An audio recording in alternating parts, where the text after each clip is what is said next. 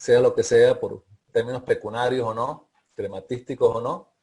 Entonces, ¿cómo organizar eso? ¿Cómo mirarnos desde ese lado de la persona que dice ante la incertidumbre, ante posiblemente el miedo y todo tenemos enfrente, de qué manera podemos abordar esto, con qué emocionalidad sobre todo? Y ese es el punto, digamos, central de este encuentro. Eh, ¿Cómo vamos a abordar, en primer lugar, el tema emocional a la hora de nosotros querer diseñar una estrategia que tenga que ver con cómo vender ese talento, cómo sacar a flote, cómo salir a la calle con el talento estando desde casa? Entonces, cómo asociarnos con otros, cómo hacer marketing por estas mismas vías, aunque ese tema no lo vamos a tratar hoy específicamente, es parte de las conversaciones que vamos a tener en los próximos martes. Pero en el caso de hoy, el tema de la venta del talento, del ofrecimiento de tu talento, lo vamos a enfocar desde el lado emocional. ¿Y por qué desde el lado emocional? Porque lo primero que tenemos que hablar nosotros cuando vamos a hacer un emprendimiento en las condiciones que tenemos actuales o en cualquier condición, quizás en el futuro cuando esto haya pasado, la primera condición, requisito, es el dominio personal. ¿Quién soy yo? ¿Quién soy? ¿Quién quiero ser? ¿Quién quiero llegar a ser? ¿Cuál es mi mundo emocional? ¿De qué manera me relaciono yo con el mundo? ¿Cuál es mi mundo relacional? Y toda una serie de elementos que me constituyen que tomar entre ellos. Si ponemos por favor en silencio algunos por allí, gracias. Entonces, pues, no pasamos a una etapa superior en estas conversaciones o trabajado el lado emocional, porque fíjense que cuando hablamos de este tema, estamos hablando de tomar decisiones. Es un tema de tomar decisiones. Susana, si colocamos, por favor, gracias, Susana, si lo ponemos en mute, por favor.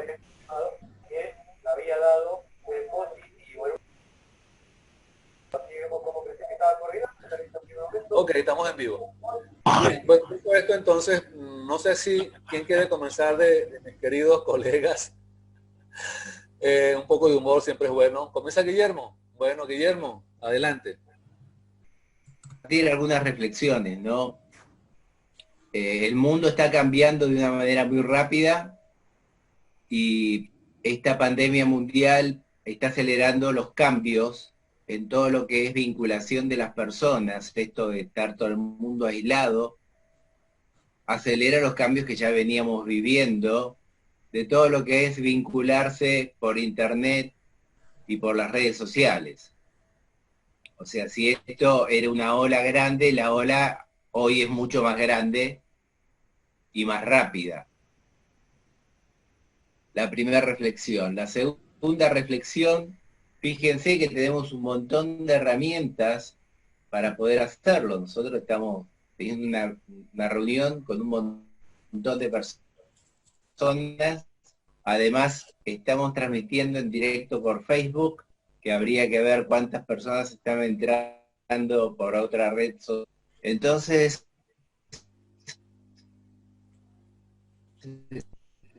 los Guillermo, recursos hay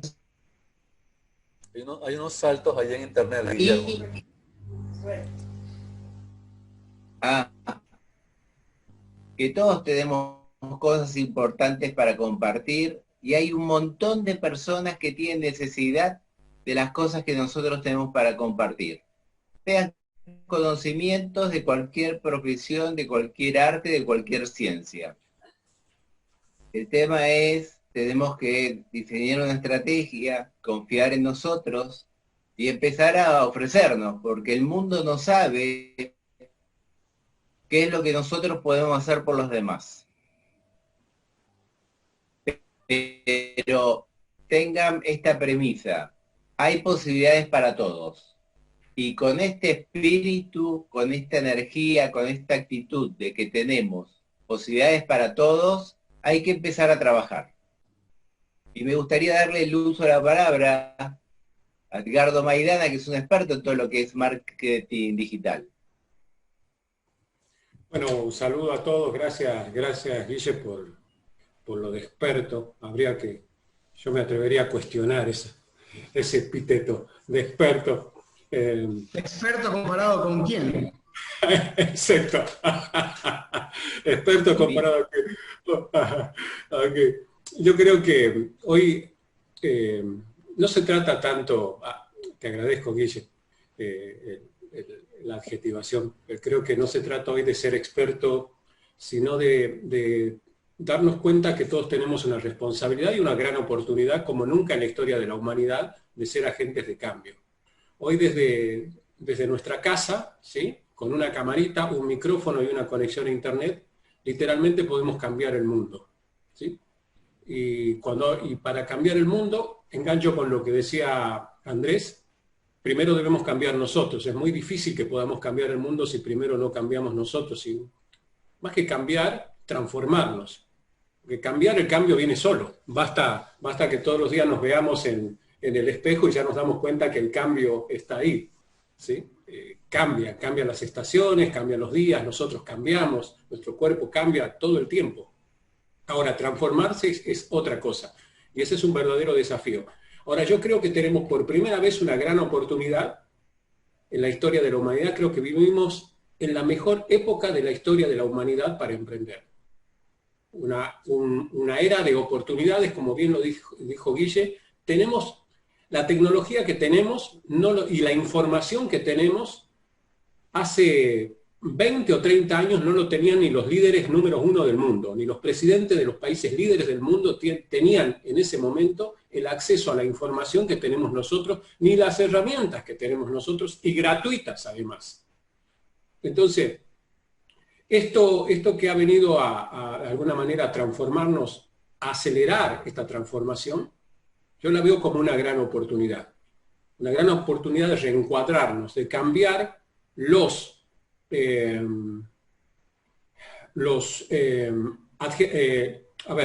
las estructuras lingüísticas limitantes, como por ejemplo, no tengo dinero, por eso no puedo emprender.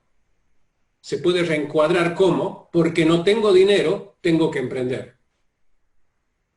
No me queda tiempo para disfrutar, por eso no puedo, o no tengo tiempo, por eso no puedo emprender. Justamente porque no tienes tiempo, es que debes emprender.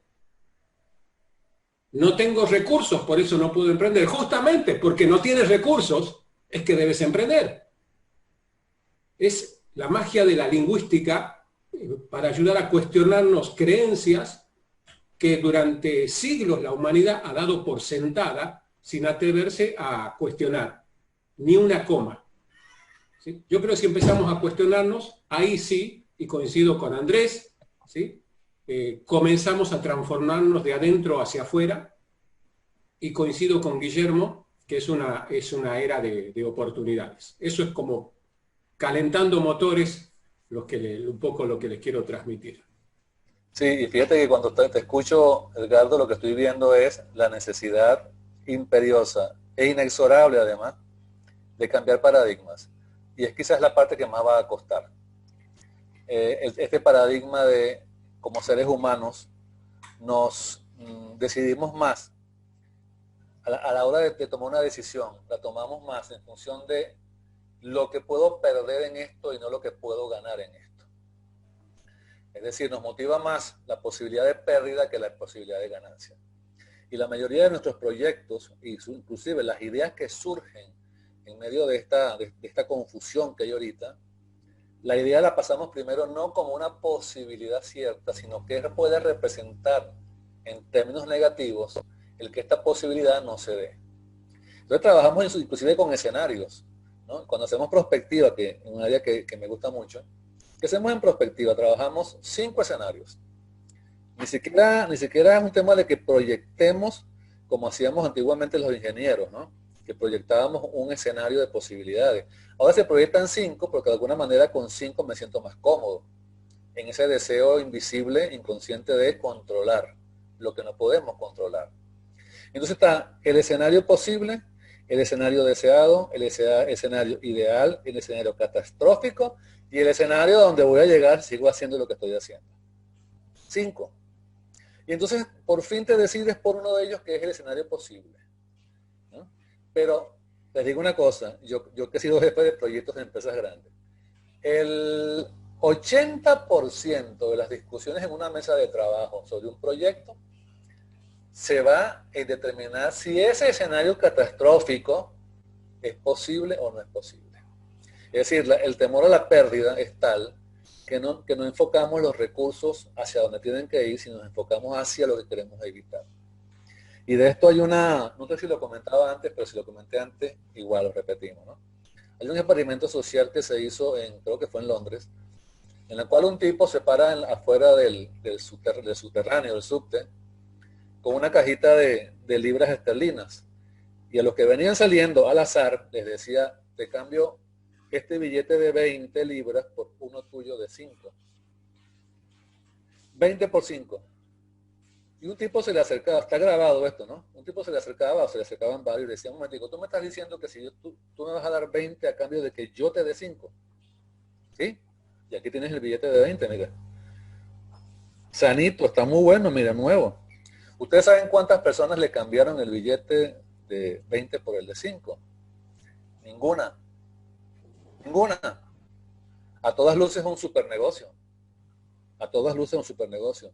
¿Por qué no le cambió ninguna? Porque cuando luego entrevistan a los, vamos a llamarlos, a los conejillos de India, a estos testigos que participaron sin querer en esta prueba, ¿qué decían? Lo primero que sentí en mi cabeza una voz diciendo, tonto, vas a perder 15. Perdón, sí, exacto, vas a perder 5, no que vas a ganar 15. Vas a perder 5. Vas a perder 5. Sí, pero vas a ganar 15. No. Voy a perder 5. Y eso refleja una condición muy humana, además, que se puede dar en Londres, como se puede dar en Buenos Aires, como se puede dar en cualquier ciudad del mundo. En cualquier parte del mundo, la gente reacciona desde ahí. Bueno, ese paradigma, hay que cambiarlo. Y ingresar en un espacio de análisis de estas cosas, de observación de estas cosas, más allá de estas viejas ideas que heredamos y que a su vez hoy en día pues son un lastre realmente para nuestra evolución en estos tiempos. Entonces, por ahí creo que va la cosa, creo que va la línea de este discurso, ¿no? Creo que es lo que estamos armando los tres ahorita. Guillermo, adelante. Sí, el tema es, tenemos que confiar en nosotros y tenemos que pensar que el escenario va a ser favorable. Esto es fundamental para empezar cualquier emprendimiento, cualquier proyecto. Y además lo que hay que trabajar es un plan, ¿no? Como cualquier emprendimiento, hay que establecerse metas, objetivos, a quién queremos llegar, qué le vamos a ofrecer, cómo se lo vamos a ofrecer, y todo un plan de paso por paso para ir cumpliendo y para que todo el mundo se pueda enterar de lo que podemos hacer por ellos. Fíjense qué interesante lo que está pasando.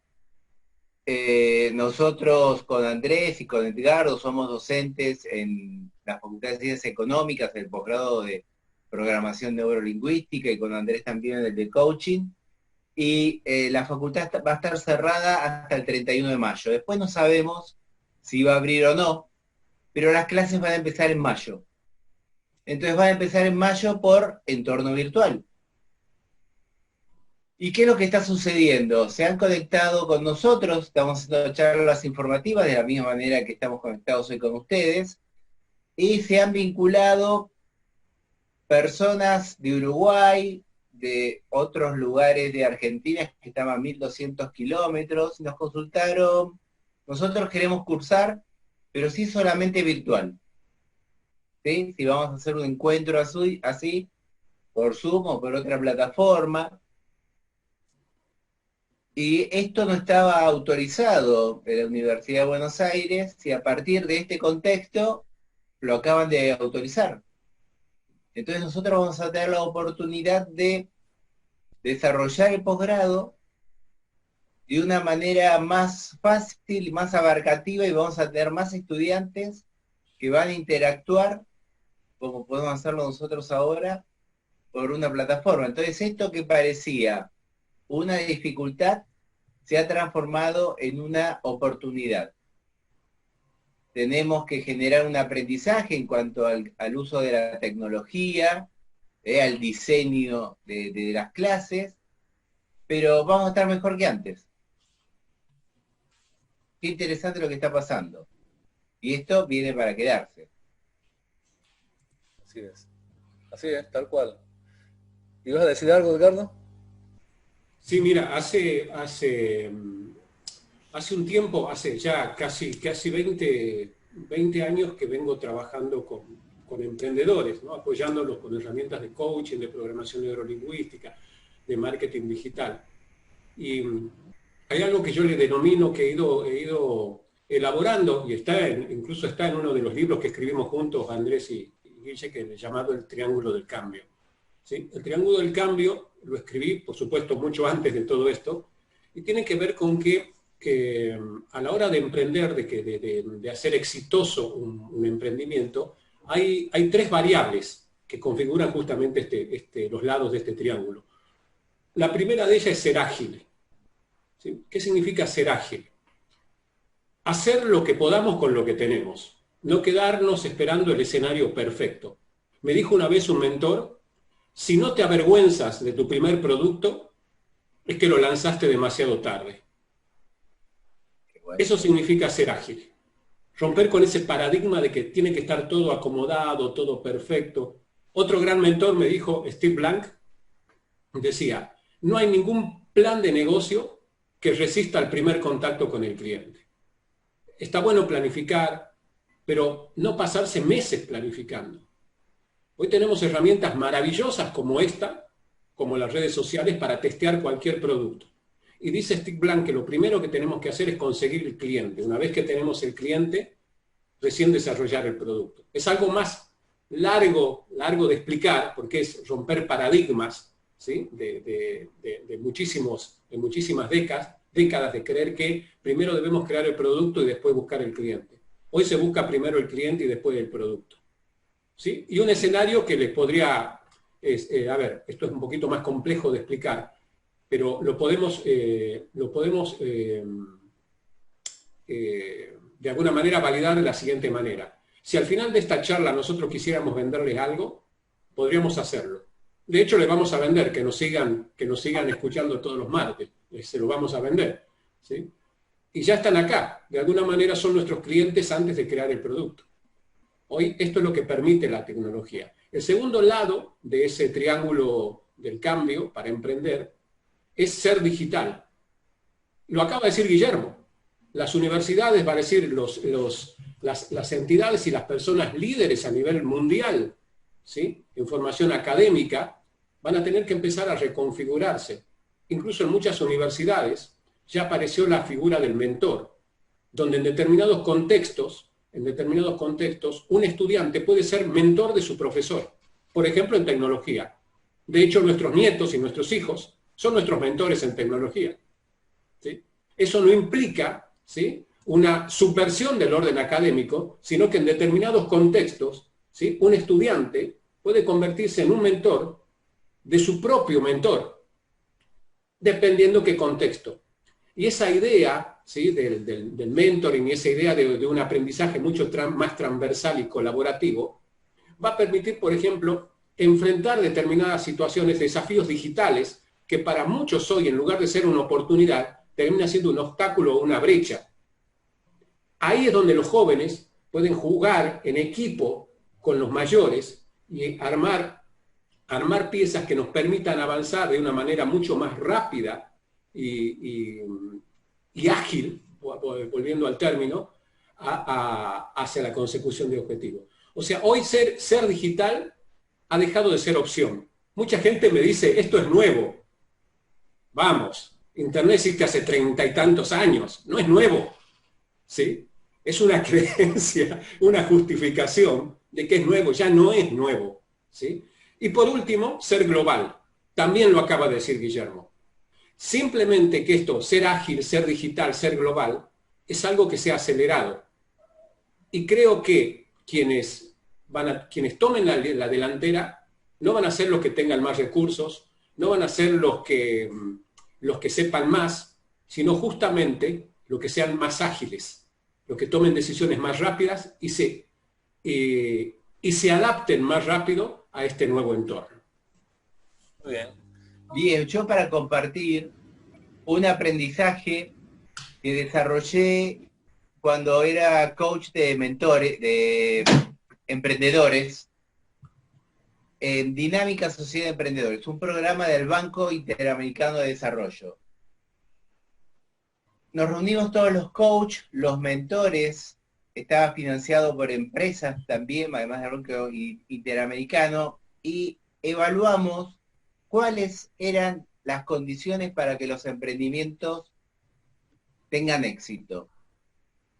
Había un montón de proyectos, de emprendedores que tenían unos productos y unos servicios innovadores, fantásticos.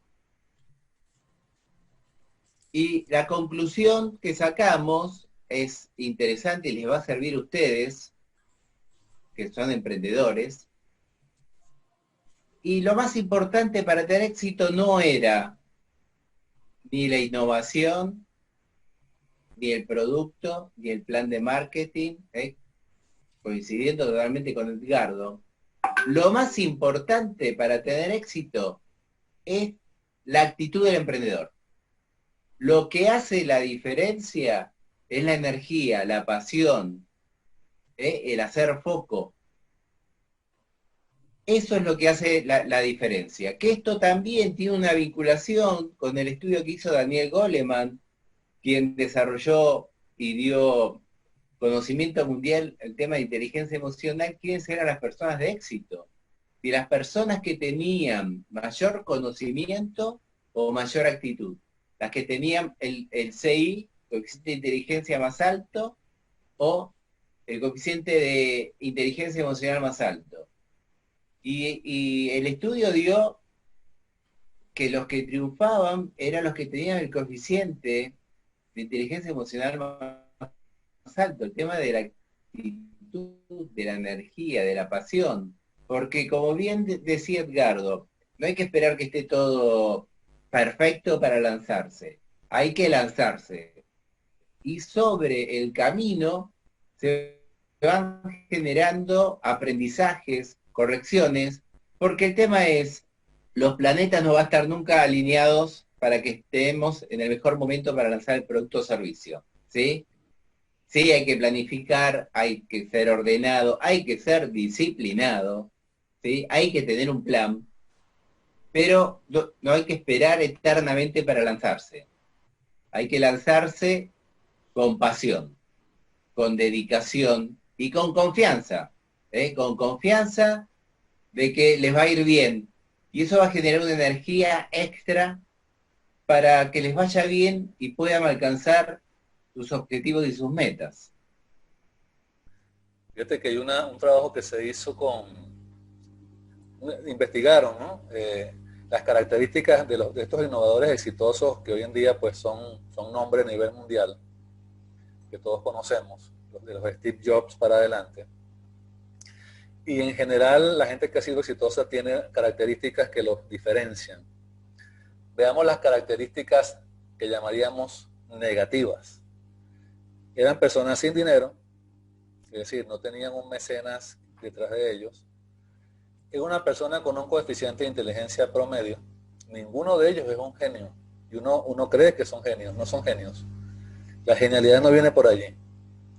No eran genios, venían de familias poco acomodadas, es decir, no eran apellidos importantes, vamos a decirlo de alguna forma, o correspondientes a gente con fortuna. Y tenían estudios, algunos de ellos inclusive sin estudios universitarios, o no de cuarto nivel. O sea, no habían MBA, por ejemplo, en muchos de ellos. Es decir, que por ahí creo que coincidimos unos cuantos en cuanto a esas características. ¿Qué sí tenían esta gente que los ayudó a llegar donde llegaron? Una tremenda capacidad para la frustración. Eso los llevaba a ser muy tenaces. Es decir, esa capacidad de frustración que tienen pocos, de aguantar eventos no esperados, resultados no esperados, estos muchachos y estas mujeres lo tenían en sacos. La otra cosa que tenían era una tremenda capacidad, la tenacidad, lo dije, va emparentado con esto. Pero además estaban enamorados de sus ideas. Se acostaban con sus ideas y se levantaban con sus ideas. Era un apasionamiento por lo que hacían. Pero todavía más interesante esto es, y eso aplica en el mundo de la gerencia, uno todavía mira personas que estructuran el negocio y después piensan en la estrategia del negocio. Era un poco lo que decías tú hace rato, Edgardo, ¿no? Es un error gravísimo que cometemos. Alguna vez fui emprendedor hace muchos años en esa no tan lejana juventud. Y entonces creé un aparataje, una estructura, y después que tenía la estructura, que eran unos carritos que hacían cosas, ¿no? Dije, ok, ¿cuál es la estrategia para usar estos carritos? Y déjeme decirle que, para echar el cuento corto, no pasó de un año la experiencia. Entonces, la estructura sigue a la estrategia, no al revés. Y esto parece hasta una tontería decirlo, pero hay que repetirlo 1000 veces, porque nos empeñamos en estructurar y después es decir, construimos un edificio y después pensamos qué vamos a hacer con el edificio. Y sucede que lo que pensamos hacer con el edificio no se adecua a lo que ya está construido. Entonces tú ves a estos edificios donde le meten paredes extras para generar nuevos cuartos, 4 baños adicionales que antes no estaban, pues los construimos en la azotea para adecuarlos a la estrategia. Eso es un gravísimo error que también se comete. Entonces, en esta línea, fíjense que el tema con lo que abríamos esto era el tema de el dominio personal, porque hombre y mujer como principio y fin de todas las cosas. Es decir, primero yo, ubicarme frente al fenómeno, pero antes de ubicarme frente al fenómeno, me ubico frente a mí mismo, y eso es importantísimo. Y por eso es que tu autoevaluación, con la ayuda de un coach, por ejemplo, de un penalista o de cualquiera de estas personas que trabajan estas maravillosas herramientas, te puede clarificar mucho. Me refiero a un profesional, ¿no? Te puede ayudar a clarificar mucho quién eres tú, ese dominio personal que tanto necesitas para clarificar qué eres entonces capaz de hacer. Determinar cuáles son tus fortalezas, cuáles son tus áreas de mejora y cómo encaras, nuevamente, lo repito, cómo encaras emocionalmente el desafío que tenemos enfrente. Porque después de eso, una vez que yo tengo claro cuáles son mis fortalezas, mis áreas de mejora, cuál es mi mundo emocional, si es como dice Guillermo, cómo están mis emociones, son funcionales o disfuncionales, veo más miedo o veo posibilidades, etcétera, es que yo puedo ir al segundo dominio, que es el dominio de las posibilidades. Yo no puedo ver posibilidades de negocio, yo no puedo ver posibilidades enfrente de mí, si antes el que la mira, el que la interprete, le da significado a estas posibilidades, está preparado para hacerlo. Y eso se llama gestión ontológica. En 2 palabras se llama gestión ontológica. Y es el abordaje que hacemos, lo que hacemos coaching ontológico, abordarlo desde allí. Entonces el tema comienza conmigo y luego de mí, entonces voy afuera a ver qué posibilidades hay. Ahora sí puedo mirar lo que voy a mirar y lo que no puedo mirar. Lo que voy a enfrentar y lo que siento que por ahí no es, que no voy a poder con eso. Entonces quito la paja del grano y aparece una claridad que antes no estaba. ¿Vale? Guille. Sí, 2 temas que para mí los considero importantes. En esto que me lanzo, cuando no está todo terminado, todo perfecto, nosotros utilizamos una manera de vincularnos que no hay error, siempre hay aprendizajes. ¿Sí? Un cambio cultural muy importante, porque nosotros lo que hacemos, lo hacemos con la energía y con la pasión para que nos vaya bien, pero para ahí nos equivocamos, no nos sale bien, y esto no lo consideramos un error, un fracaso, lo consideramos un aprendizaje. Este camino no es, esta manera de presentar el producto o el servicio no es, y tengo que generar cambios. Ahí está el gran aprendizaje. Ese no es el camino. ¿Y qué son los que van a triunfar? Los que tengan flexibilidad de pensamiento, los que puedan ofrecer un producto o un servicio de distintas maneras. Metafóricamente, para los que viven en Argentina, viven en Gran Buenos Aires, planean un viaje, suponete, a Mar del Plata. y el único camino que conoces es la ruta 2. ¿Qué pasa si la ruta 2 desbordó un río y no se puede pasar? No puedes cumplir con tu objetivo, metafóricamente, de llegar a Mar del Plata. El tema de la flexibilidad y del aprendizaje, de que no puedes ir por esa ruta, es preguntarte, ¿qué otra ruta puedo hacer para cumplir mi objetivo? Yo sé que hay una ruta 11, puede haber una ruta más al oeste, y también hay otros medios para poder llegar. Se puede llegar por avión, se puede llegar por barco, ¿sí? En Gran Buenos Aires hay puertos, en Mar del Plata hay puertos. Entonces, las dificultades las transformamos en opciones, en flexibilidad de comportamiento. Esto, por un lado, es fundamental. Nos lanzamos con la expectativa que nos vaya bien. Y si no nos va bien, capitalizamos el aprendizaje, capitalizamos esta dificultad y la transformamos en una fortaleza. Y capaz que descubrimos algo que antes no habíamos descubierto. Esto es un tema importantísimo. Y el otro tema importantísimo, esto de mi experiencia como coach de emprendedores, había emprendedores que tenían unos productos, unos servicios maravillosos, eran sorprendentes, pero estaban centrados en su producto y servicio. Lo que hay que centrarse primero es en los clientes. ¿Qué es lo que están necesitando los demás? Porque estos emprendedores, que eran unos genios, estoy hablando de hace casi 15 años, a mí emprendedores me mostraban las lamparitas LED y lo que se podría hacer, y me decía, esto puede ser revolucionario, y vos fijate que podemos cambiar todos los semáforos de todo el país, y antes los semáforos tenían una lámpara grande de las antiguas, que se quemaba, y había que cambiarla porque el semáforo no funcionaba. Actualmente los semáforos funcionan con lámparas LED, y hasta que no se queme el 50% de las lamparitas, creo que tiene como 100 mini lamparitas LED por cada semáforo, no hay que reemplazarlo porque igual se ve.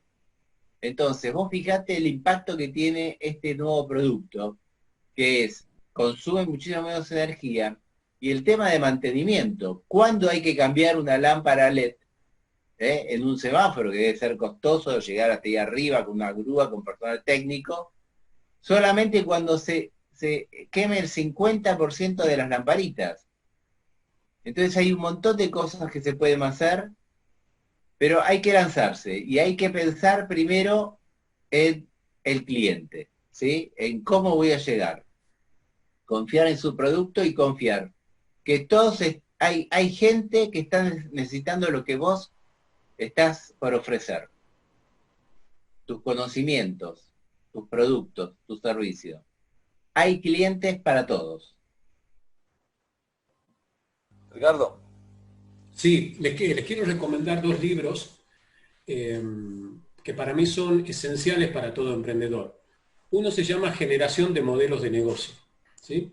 Ese libro trae incorporado el famoso lienzo de modelo de negocios, que es una especie de mapa, de guía o de diagrama que nos permite de una manera ágil tener de una manera visual, porque es un lienzo que se imprime, un lienzo de 9 módulos, que al imprimirse uno puede tener todos los elementos que necesita una empresa para funcionar, ¿sí? Su propuesta de valor, canales, clientes, ingresos, egresos, recursos, etc. Todo está diagramado allí, y eso reemplaza de alguna manera al famoso plan de negocios. ¿En qué sentido?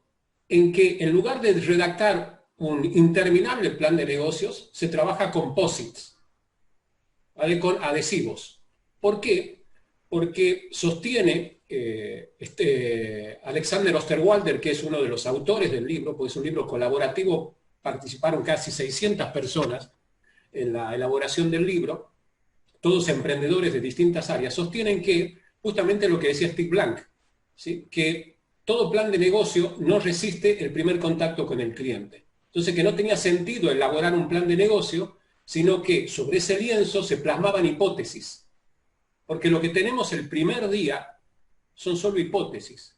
Es como la tuvimos nosotros, tomemos como ejemplo este conversatorio. ¿Sí? Lo armamos hace 2 semanas en una charla, dijimos, bueno, vamos a hacer un conversatorio. No nos pudimos planificar demasiado. Dijimos, a ver, listo, vamos a hacer el conversatorio y vamos a ver qué pasa.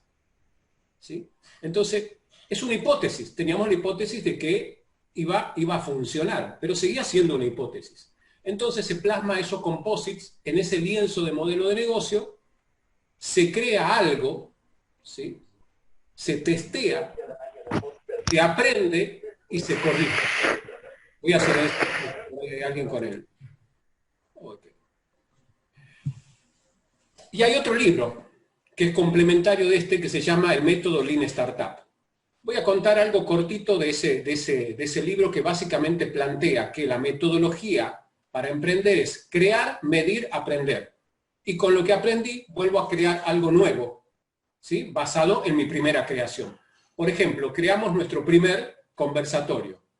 Aprendimos, ¿sí? Sobre eso, quién es nuestro público, qué duración, qué temas. Sobre ese aprendizaje creamos algo nuevo que lo volvemos a testear ahora.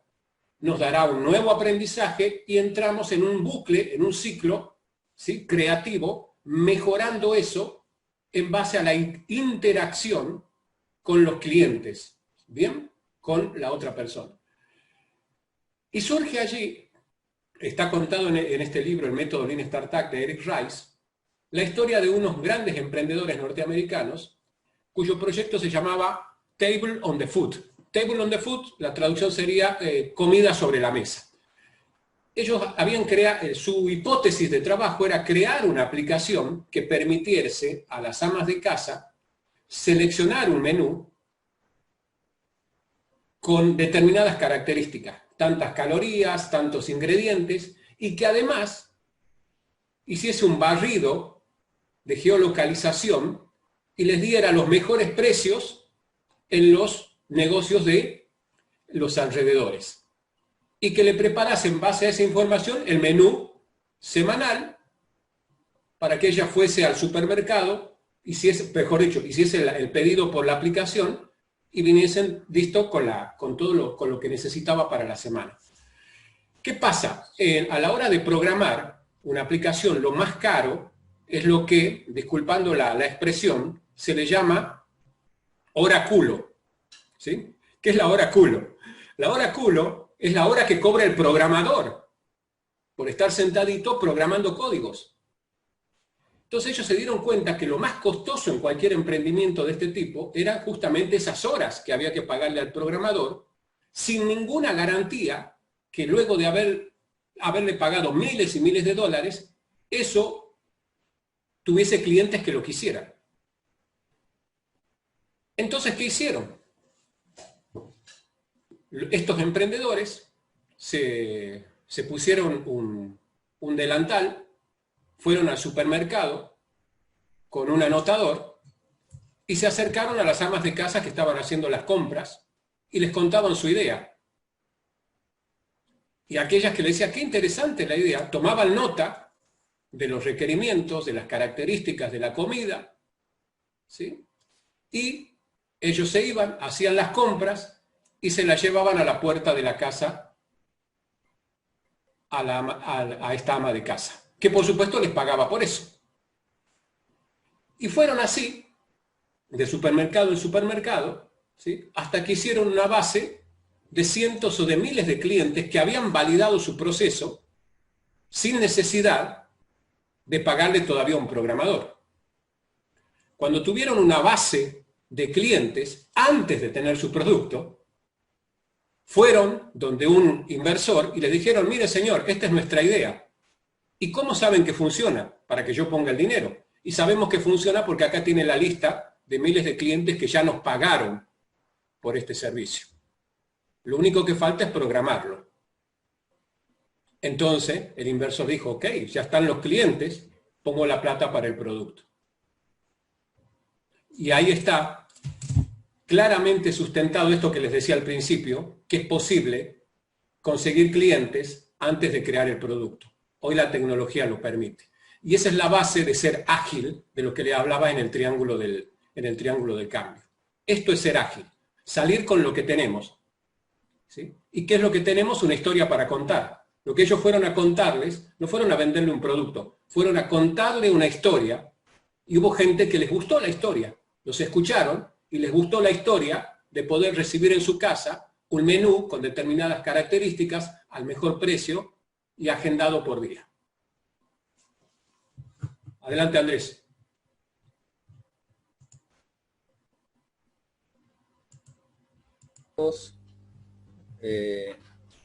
Participantes esta noche que quieran hacer algún comentario o alguna pregunta sobre los temas que hemos estado desarrollando esta noche. ¿Qué les parece? O levantan la manito y... O escriben en el chat, como prefieran. ¿Sí? Recuerden que todos somos emprendedores. Y uno de los mensajes que tenemos para hacerle esta noche con Guillermo y con Andrés es que asumamos eso. ¿Sí? Como digo yo, que dejemos de contarnos el cuento de que alguien va a venir a salvarnos, alguien va a venir en nuestro auxilio, y la verdad es que no. La verdad es que depende de nosotros. ¿Sí? Todos tenemos la capacidad de emprender. De hecho, el ser humano es emprendedor por naturaleza. ¿Sí? Luego la tecnología, las ciudades y un montón de cosas nos ha ido aburguesando de alguna manera.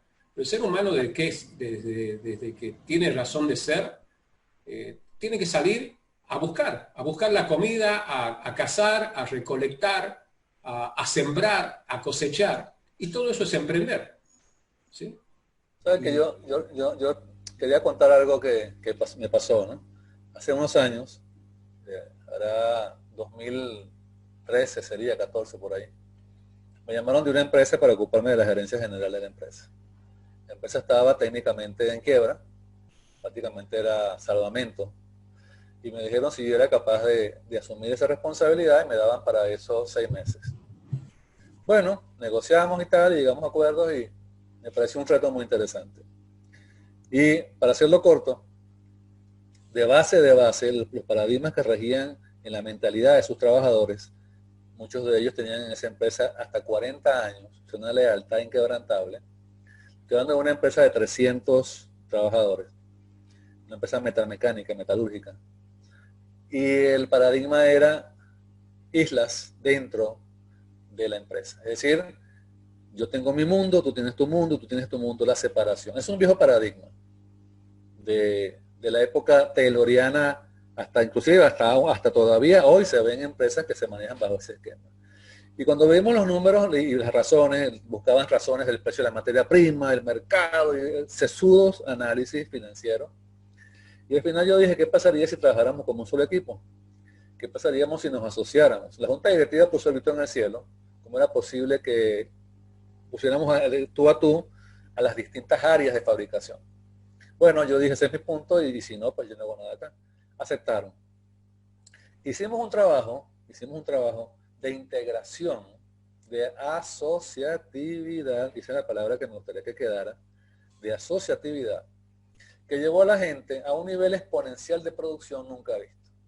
La empresa no solamente se recuperó en 6 meses, como era tiempo que me había dado, sino que cuando yo me fui al poco tiempo, porque seguí con otros compromisos, otras cosas, estaba en un franco ascenso en números azules y despegaba ya definitivamente como una empresa productiva, sana. No era un tema de números, era un tema de gente, era un tema de la gente que se sentía pues que competían entre ellos mismos de manera absurda en sus pequeños reinitos allá adentro. Y cuando tú rompes esas barreras, pues vas a conseguir milagros. ¿A qué viene este cuento? Fíjense, hay una feliz coincidencia en este grupo que hemos integrado Guillermo, Edgardo y yo. Guillermo puede estar por su cuenta, Edgardo lo ha hecho muchos años por su cuenta, yo ni les cuento, pero nos damos cuenta también que estamos dispuestos para integrar esfuerzos. Y en estos tiempos de cambio, la asociatividad es un elemento fundamental para el buen desarrollo de cualquier proyecto que tú quieras emprender. Dos puntos subrayados. No te quedes solo. No te aísles. Porque puedes tener los conocimientos del mundo, pero no es igual si compartes esos conocimientos, si consigues a alguien, un observador en tercera posición, que dijéramos en PNL, que mide lo que estás haciendo y te diga, por aquí podría ser mejor, o un crítico que por acá te diga, o un creativo que incorpores en tu equipo de trabajo. La distancia no existe. La distancia es una creencia que tenemos instalada acá. Y cuánticamente la distancia no existe. Entonces, si eso es así, estos aparatos, estos equipos en los cuales nos vemos ahorita, no nos separan, nos unen, yo creo que más que nunca, aunque aparentemente estemos desunidos. Ese era como que mi mensaje final en este conversatorio. ¿Hay manos levantadas por allí? Tengo una pregunta acá de Héctor Lucero. Héctor nos pregunta o nos dice, algunas personas aún no conocen al 100% sus habilidades. ¿Qué hacer para tener claridad para emprender? Le contesto, si me permiten, a Héctor. ¿Sí? Yo creo que hay 3 cosas que son fundamentales para emprender. Primero, saber qué te apasiona hacer, qué amas hacer. ¿Sí? Esto no significa que siempre lo que amas hacer va a ser negocio, pero es un punto de partida. ¿Sí? Segundo, si eso que amas hacer, si hay muchos que lo hacen, o algunos que lo hacen, si lo puedes hacer de una manera diferente. Más rápido, más barato o más caro, porque muchas veces creemos que el único diferencial que existe es ser más barato y en realidad creo que es una gran equivocación. Muchas veces el diferencial puede ser, ¿sí?, el precio. Y por eso se venden, ¿no?, Rolex, Mercedes-Benz y montones de cosas que se diferencian, determinadas marcas que se diferencian por precio. Una vez que sabes qué amas hacer, que puedes hacerlo de manera diferente, se trata de saber si hay alguien que está dispuesto a pagar por eso. ¿Sí? ¿Y cuál es la única manera de saber si hay alguien dispuesto a pagar por eso? Comunicarlo. Comunicarlo a través de una historia. Me dijo alguien una vez y a mí me sirvió mucho. Tu producto no es tu producto. Tu producto es tu historia. Si tienes una historia para contar, ¿sí?, y alguien que quiera comprar esa historia, ahí tienes tu producto. Por ejemplo, algo tan simple. Mucha gente me dice, por ejemplo, mujeres, y no sé, Edgardo, ¿qué puedo hacer? Toda mi vida fui ama de casa, crié mis hijos y nunca me dediqué a mí a aprender. Ajá. ¿Sabes cuántas mujeres embarazadas, mujeres primerizas, quisieran tener la experiencia de alguien que ya ha criado hijos? ¿Que ya educó hijos? Millones. Y no necesitamos millones de clientes. Necesitamos una fracción ínfima de esos millones de clientes.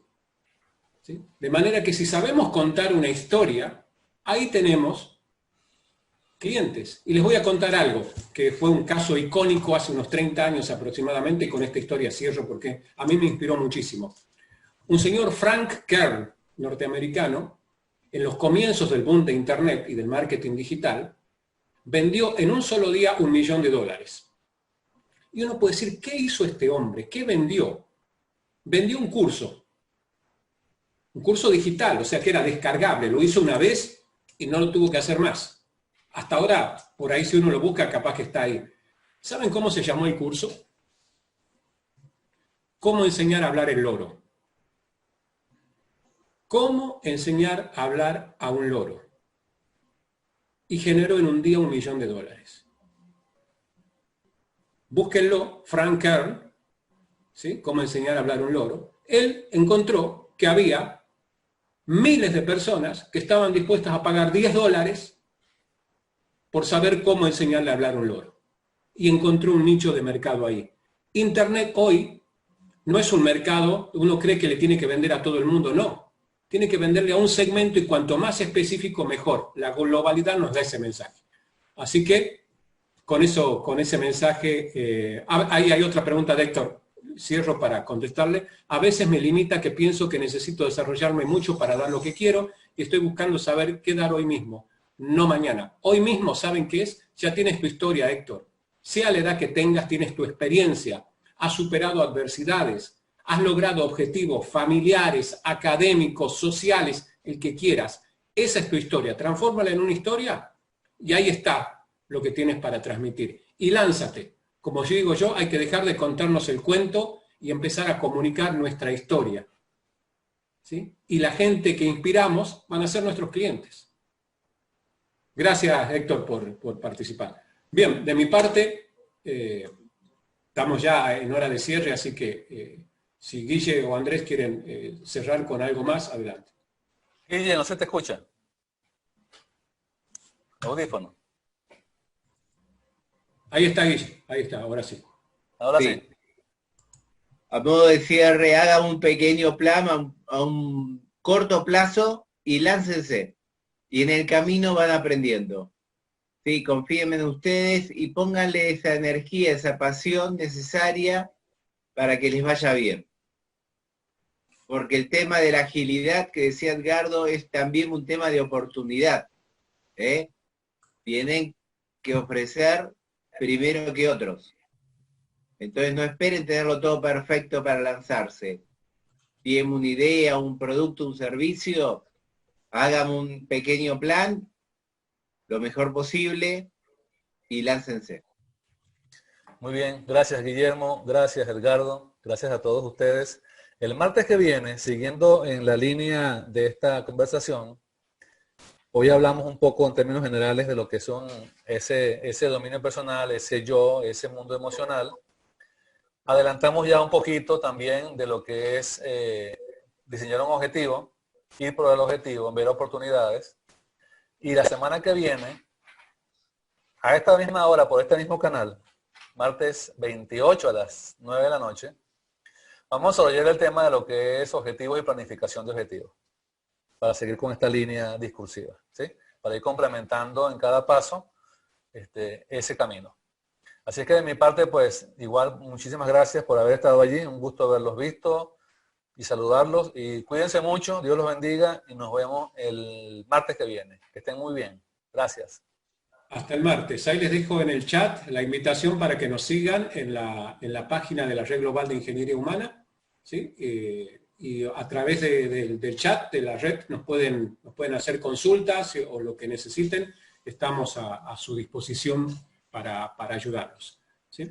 Muchas gracias. Gracias, Guille. Gracias, Andrés. Un placer, como siempre, acompañarlos. Un gusto. Gracias a todos. Muy buenas Gracias, noches. Cuídense y láncense. Gracias. Hasta luego, Sebastián, que estén bien. Hasta luego, Laura. Gracias.